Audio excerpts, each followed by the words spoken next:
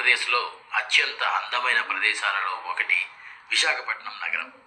విశాఖపట్నం పేరు చెప్పగానే ముందుగా మనకి గుర్తొచ్చేది అందమైన సాగర తీరం. అయితే ఇది ఒకటి మాత్రమే కాదండి, ఇంకా ఎన్నో అద్భుత ప్రదేశాలు, ఆధ్యాత్మిక చారిత్రక ప్రదేశాలు మన విశాఖలో ఉన్నాయి. వాటిలో గొప్ప ఆధ్యాత్మిక ప్రదేశం సింహాచలం ఒకటి. రెండవది కనక మహాలక్ష్మి అమ్మవారి ఆలయం. మరి ఈరోజు ప్రత్యేకంగా మీ అందరి కోసం కనక మహాలక్ష్మి అమ్మవారి ఆలయ విశేషాలు చెప్పదలుచుకున్నాను.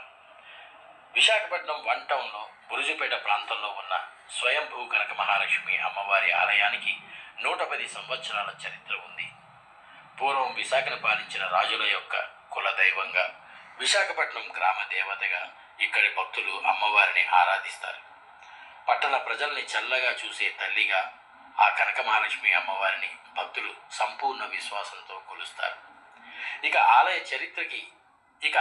చరిత్ర విషయానికి వస్తే 1912 సంవత్సరంలో కొంతమంది భక్తులకు కలలో అమ్మవారు కనిపించి తాను బావిలో ఉన్నట్లుగా చెప్పి నన్ను బయటకు తీసి విగ్రహ ప్రతిష్ఠ చేయమని అడిగినట్టు చెబుతారు. అమ్మ చెప్పినట్లుగానే బావిలో ఉన్న విగ్రహాన్ని తీసి బురుజుపేట రోడ్డులో మధ్యలో ప్రతిష్ఠించారు ఆనాటి భక్తులు. అమ్మ చెప్పినట్లుగానే బావిలో ఆనాటి విగ్రహాన్ని తీసి బురుజుపేటలో రోడ్డు మధ్యలో ప్రతిష్ఠించారు ఆనాటి భక్తులు. అయితే ఆ రోజుల్లో రోడ్డు మధ్యలో ఉన్న విగ్రహాన్ని కొంతమంది అధికారులు తీసి పక్కకు జరిపారట.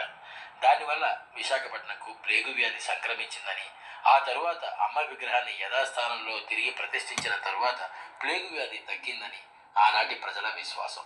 అప్పటి నుండి ఈ ఆలయ ప్రాశస్త్యం మరింత పెరిగింది.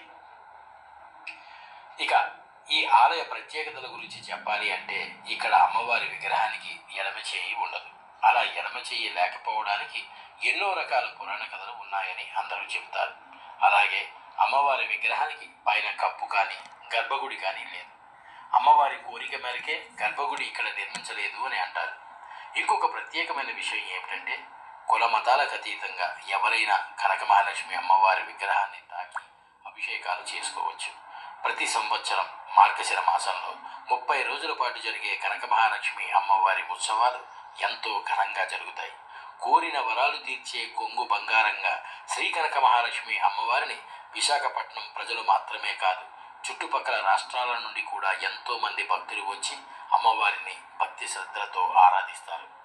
ఈసారి విశాఖపట్నం ఎవరు వెళ్ళినా మహిమాన్వితమైన కనక మహాలక్ష్మి అమ్మవారిని నిర్మలమైన భక్తితో దర్శనం చేసుకుని అమ్మ ఆశీస్సులు పొందండి.